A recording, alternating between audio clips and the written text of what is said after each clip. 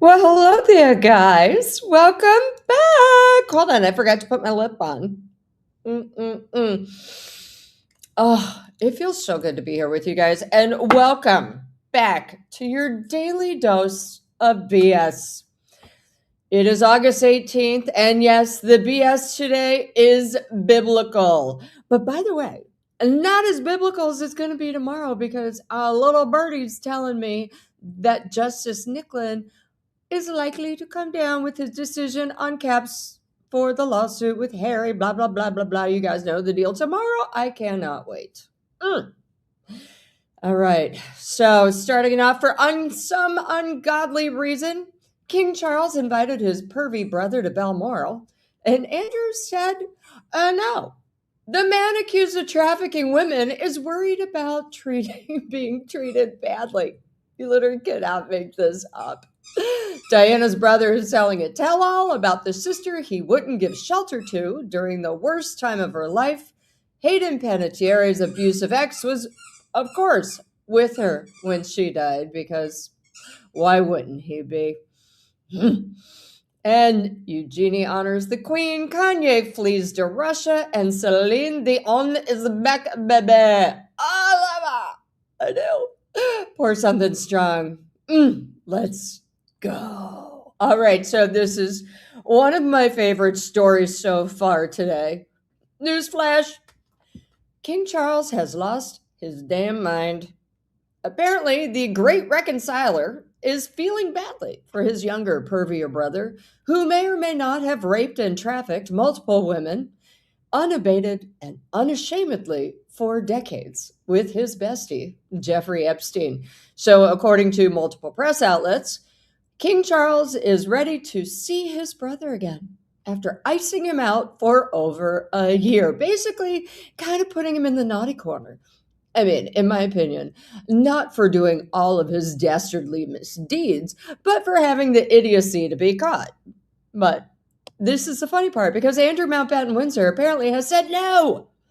I can't with these people. According to The Sun, Andrew Mountbatten-Windsor has rejected the king's offer of a holiday at Balmoral with the rest of the royals, because Andrew feels he would be treated as an outcast if he made the trip to the Highlands estate, a friend says, which, by the way, I think is hilarious. He still has friends, but we'll move on. The invite to join the holiday was a chance for family reconciliation. It is believed the king has not seen scandal hit Andrew this year, despite regularly staying only a mile away from him. Again, naughty corner. A friend says, this is hilarious, Andrew feels abandoned. He feels like he is no longer part of the family. He was invited, but has got no great desire to be at Balmoral, as he has nothing to gain and would be treated as an outcast. I mean, God forbid, right? Rape and traffic women, what are you? Come join the table. Anyway, the friend goes on. What's the point, Andrew feels, of going all the way there for a much-needed holiday and being treated as the elephant in the room? Okay, wait a minute. Much-needed holiday? Hold up. Pretty sure Andrew is on like a really plush house arrest, which isn't that just called a holiday for the rest of us, or a staycation? Amazing. So up to 30 family members are set to join the king there at Balmoral over the next month for a traditional gathering. Who knows what that means? Probably just a lot of kilts, no underwear, lots of booze, and possibly a gun popping off somewhere. But I just have one question, because what the Sam hell is even going on? Fighting Andrew? I mean, are Harry and Meghan coming too? Why not invite the guy who hates you the most, Earl Spencer, as well? Well, although, speaking of the Earl, so this drives me nuts, because it does seem in this day and age, everybody wants to make money off Princess Diana. And now we know why. Charles Spencer didn't want Harry and Meghan to peruse Diana's archive, not because of any other reason, because he's using it Hell, everybody is making money off Diana every day, every year. The Earl has announced he plans a historic book to take on untruths about her marriage to Charles and the aftermath of the Paris crash. BT Dubs, not sure what else he could say because he talks every year, all year. He's written books. He said, there are still more untruths. According to the Daily Mail, Earl Spencer has written a sensational memoir about his sister, Princess Diana, and the tumultuous aftermath of her tragic death. The book, described as historic and extraordinarily moving, is expected to cover Diana's childhood, her deeply unhappy 15-year marriage to the then Prince of Wales, and the febrile days following her shocking death in a car crash in Paris in August 1997. Announcing the news, Earl Spencer said, oh, wait, let's get this book up, shall we? Swan Song. With the 30th anniversary of Diana's tragic death on the skyline, I've been inundated yet again with requests for interviews about my sister. This has convinced me to write down my own thoughts and memories once and for all, rather than having the discomfort of again reading the opinions of others, many of which are based on untruths that have become accepted over time. Swan Song will be published around the world and translated to 12 languages, and it promises to provide an unprecedented inside account of a seismic week during which the House of Windsor was rocked by a global wave of public grief and anger. The squeaking is Doug, by the way, also putting out his public grief and anger. Ooh, that kid. Earl Spencer added, the aim of this book is to tell the truth about Diana from her brother's perspective, just as I attempted to do when speaking at her funeral. As with my eulogy, I want to speak on Diana's behalf and do so in an openly positive way. I hope this book will be of interest to those who still cherish the memory of Diana when she was alive, and I would be delighted to those too young to remember her in her heyday feel after reading this that they get who she really was, a one-off, dynamic character full of love, charisma, and self-doubt. Okay, it sounds good, right? But what I want to know is if he will talk about how, in all of his memories, how he abandoned Diana when she was alive. So a lot of people seem to forget that when Diana was going through her separation from Prince Charles, reached out, asked her brother for a house on the Althorp estate as a private retreat where she could escape with William and Harry on family land where she'd feel safe, away from the palace, away from the palace guard who she was told by the BBC was spying on her.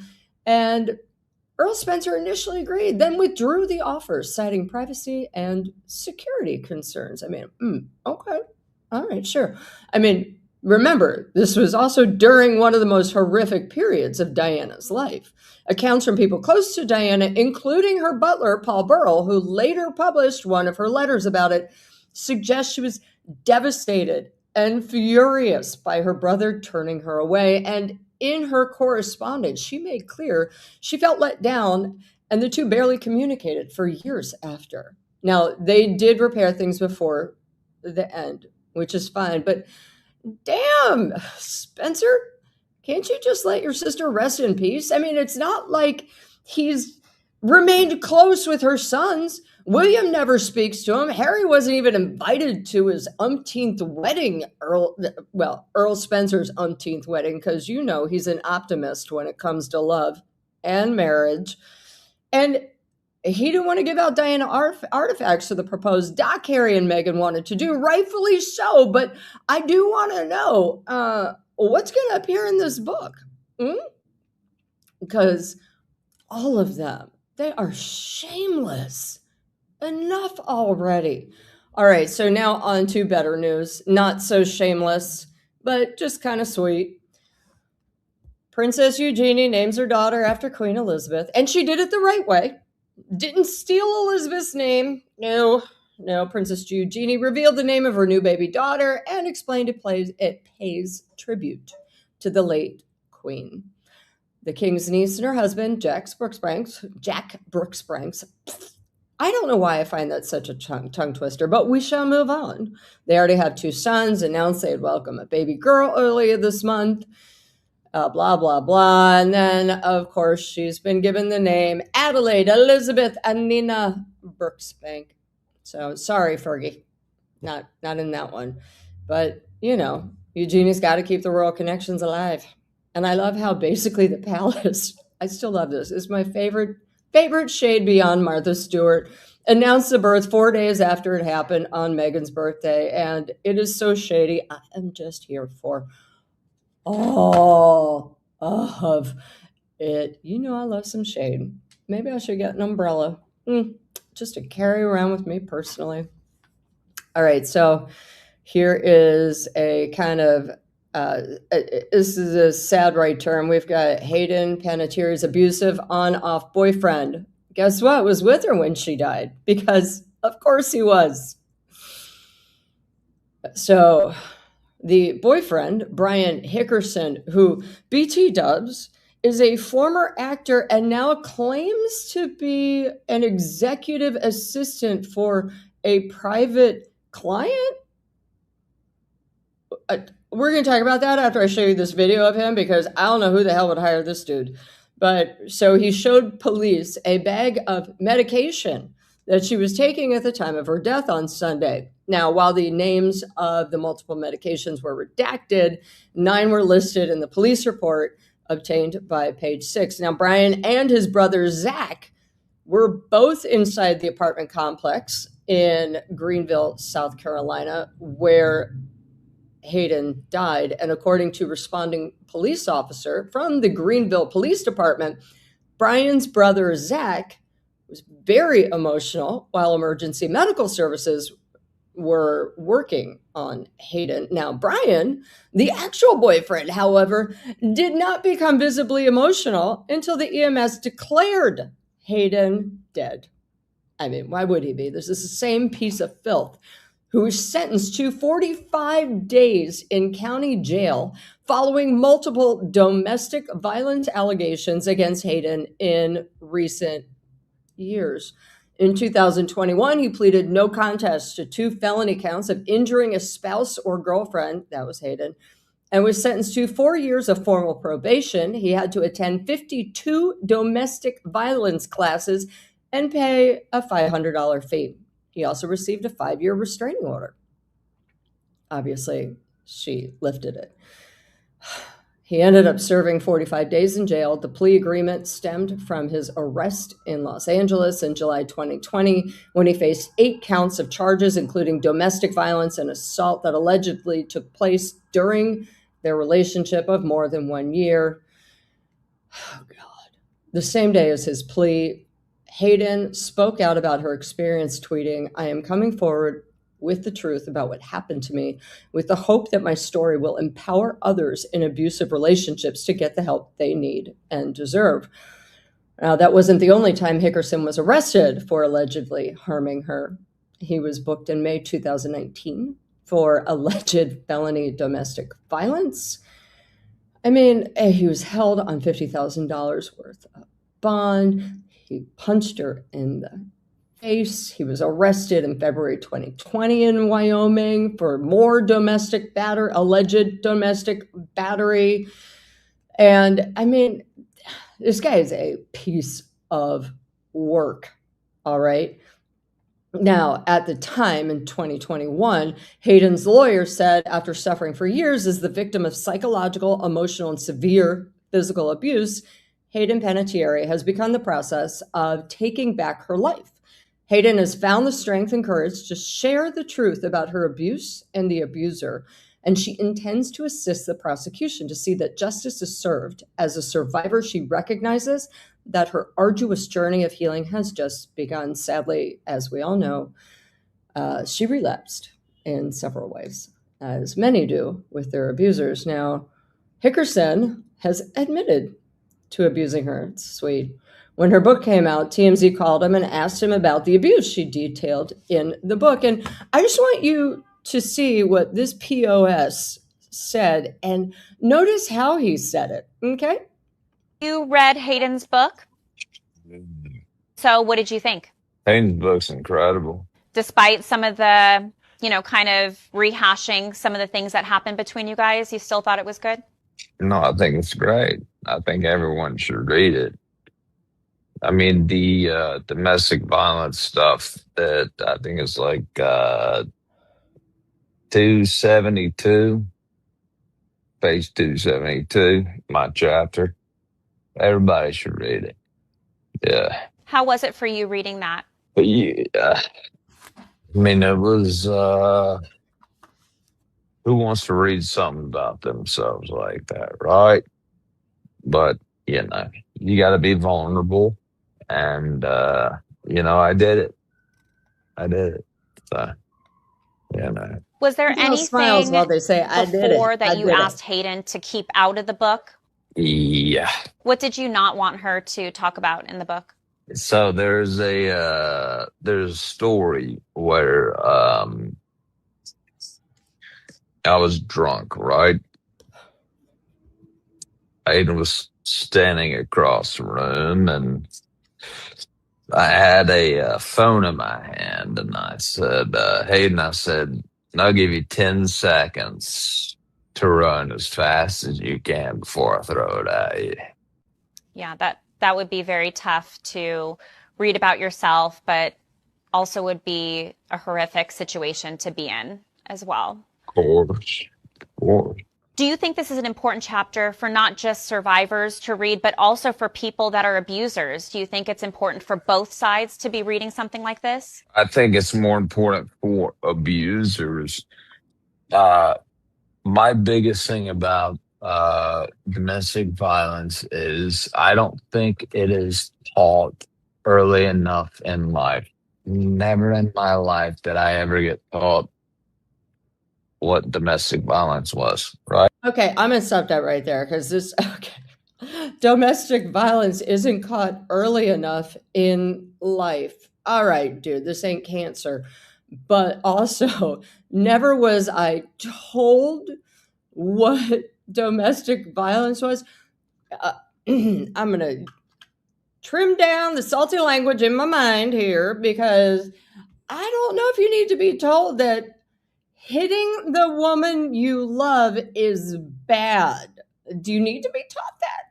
Do you need, if I'm with Doug, if someone made a gesture at Doug, I mean, I would kill them. But at what point do you need to be taught it is bad?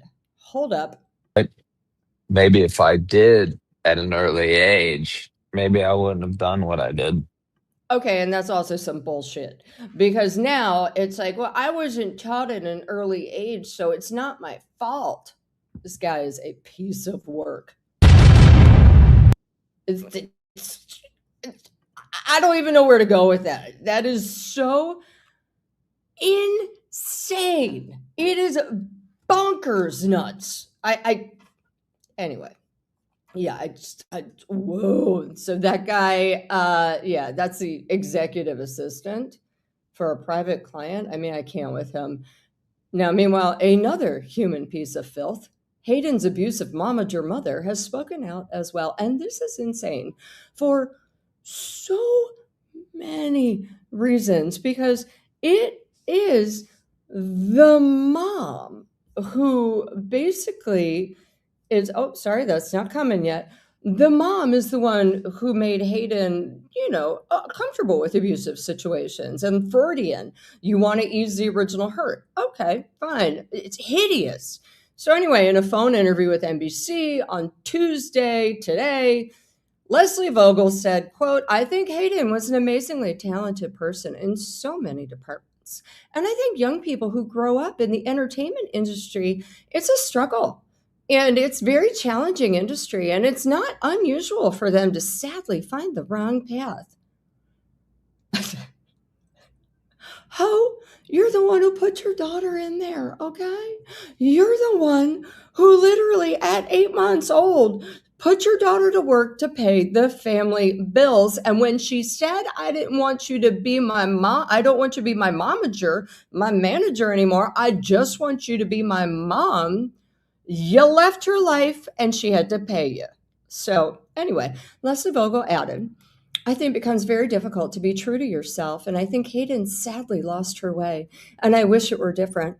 I wish she had stayed true to herself because she had had many incredible attributes. I just feel that she's with her brother and they're at peace. Someone needs to take that lady's mother card away. Oh, wait. It's taken away because she doesn't have any kids anymore. Hayden's younger brother, Jansen, died unexpectedly in 2023 at age 28.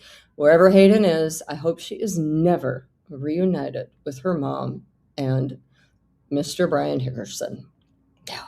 So meanwhile, Michelle Rodriguez is saying what we're all saying, and what I did an entire show on News Nation about today, and you guys should go watch it. I talked to a clinical and forensic psychologist about how putting your children into the Hollywood star system is deleterious for their mental and physical health. So you guys need to go to News Nation, check it out. It's a great interview. And by the way, this was done before Hayden died. So yeah, stands. Michelle Rodriguez declares it is not normal how many young stars are dying after Hayden Panettiere's passing. She said, I've got to tell you, man, I just can't stand how many young people are leaving us lately. And so she was talking to Variety at the anniversary of the Fast and the Furious in Los Angeles and said, it's disheartening. And it's making me think, what's going on? It's not normal. I don't want to speculate about anything, but it's weird. It is weird, Michelle. Thank you. She added, just in general, the amount and the volume of it since 2010 to now, it's a lot. And yeah, it is a lot. Now, they worked together. They did an awards show together, and asked what she remembers most about Hayden. Michelle Rodriguez said her curious spirit and how happy and joyous she is, because that's her memory, right? Yeah, it is. R.I.P. Hayden. We'll pour some out. I'm sorry, girl. That was a rough existence. And also, just a side note, screw you, Neutrogena. I never liked your products anyway. Remember, Hayden was the face for Neutrogena all those years. And there was a morals clause. And apparently she violated the morals clause by admitting that she had postpartum depression. So let's get this right, okay? A company that makes products for women says you violated a morals clause by talking about, I don't know, being a woman. Cool. Done with you, Neutrogena. We good. Bye-bye. You kind of sucked anyway. So, yeah. You guys need to go watch this News Nation video I did with Dr. Leslie Dobson on News Nation. It explains a lot. Link in bio. And anyone who is a child in the system needs to be turned into children's services. All right. Done. Hard turn. Guess who's playing Russia? No, it's not J-Lo. I know, I was confused for a hot minute too. It's Kanye. Yes, of course. Because where else would a bipolar, anti-Semitic, out-of-control guy who can't get insurance anywhere else play? Russia. So I love this. The headlines are blaring. Kanye West has announced he's headlining 2 sold-out shows in Russia, with tickets selling out in under an hour. I love it. I mean, he has confirmed he will perform in Russia in October, with all tickets being snapped up. And by the way, of course they are. And number one, they're being snapped up because who the fuck is playing in Russia right now anyway? Oh, that's a no one. And number two, we know the country loves themselves a nice anti-Semitic. I mean, listen. Over the past year, Kanye has done some insane anti-Semitic and completely insane remarks, including praise for Adolf Hitler.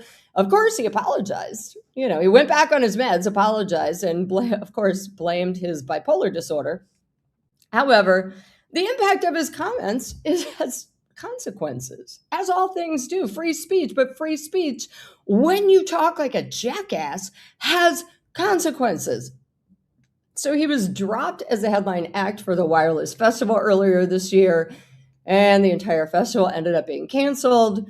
But despite the fallout, I mean, Russia wants him.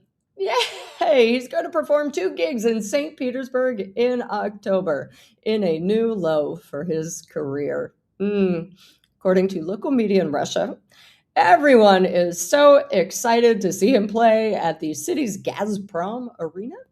Tickets were put on sale for around 9,000 rubles, which are equivalent to 78 pounds or $100. VIP lounges going for 160,000 rubles, which is around $2,000. And everything is sold out in less than an hour, which should assuage his insane ego. I mean, this is kind of a win for Kanye's career. I mean, everyone's been canceling on him. There was the Gaia Festival in Italy canceled, everything. But, I mean, come on. This is Russia. They're literally giving arms to Iran. They're literally the Hall of Doom, and he's going to go play for the Hall of Doom. This is a guy, I'm sure he's going to sing his song Heil Hitler there, because, why wouldn't he? I wonder if he's going to market those swastika t-shirts as well. It's just, or also talk about how slavery was a choice. Yeah, he did buy the full page Wall Street Journal ad, apology, blah, blah, blah. I don't want to get through it because I think it's all bullshit, and I'm just waiting for his meds to wear off, and he does it again. So it's insane. But here's the deal. What I'm wondering is, why are you going to Russia, which has been known to arrest Americans under fraudulent charges and then horse trade them for major arms smugglers like Wall Street Journal reporter Evan Gershkovich or former Marine Paul Whelan? And what about basketball player Brittany Griner? I mean, I wish him luck. Maybe just get all your meds cleared by Putin's posse beforehand, or don't. I mean, they do like hating on the Jews in Russia, but if they do try and keep you like Edward Snowden, who is still stuck there, BT dubs, I say, do svidanya and udachi, Kanye. That means until we meet again, and good luck, because honey, you're gonna need it. It is badonks to me. Just absolute badonks. Now, I have to get this up because, as you guys know, with StreamYard, you can't put that much stuff up. Here we go. Boop, boop, boop. Now we come to another Western star hitting Europe. It's Celine Dion, who has a 10-date engagement in Paris despite her battle with stiff person syndrome. And so I did break the story last year that she would return to the stage. Granted, it was supposed to be in Vegas, but I mean, Paris is good too, and I love her. She's gearing up. I support her. I think she is fabulous. Oh, God, you guys have seen me sing Celine. I mean, I love her. She's amazing. We all saw the documentary, I Am Celine Dion. I mean, I just cried at that one. It was horrific, but she is doing a 10-day residency in Paris, and the My Heart Will Go On singer has been preparing for her shows with a rigorous workout schedule, which consists of 90-minute Pilates sessions 3 times a week, along with twice weekly ballet coaches with a local company. Now, she did say to Harper's, this is amazing, she goes, it is a progressive condition. I don't like to say disease. Disease makes you go like this, she said, scrunching her nose and saying, Kevin, you're such a disease, which I love it so much because Kevin is my Rhonda. And y'all know Rhonda is that little bitch who lives in my head who's like, I hate you. And I'm like, shut up, Rhonda. So I love that she named him Kevin. And be gone, bitches. Meanwhile, the demand is so extreme. She has added 10 more shows, and I love her. I do. All right, I had to give Celine the full stage because she's a queen. My heart will go on. I love her. All right. Now comes the time for the turd bird. All right. Now, I don't know if you know this, but Doug does get spurts of energy. Most of the time he's like snoring or something. You can usually hear him in the background or squeaking a toy, flipping out. However, I do this little thing. I got this little ball and it's got a little hole in it. And you stuff it with treats and he has to roll it around till the treats fall out. It's a good 20 minutes of this. So I just wanted to show you a little bit of our daily routine. Twice daily. That's why he's so chubby. It's my boy.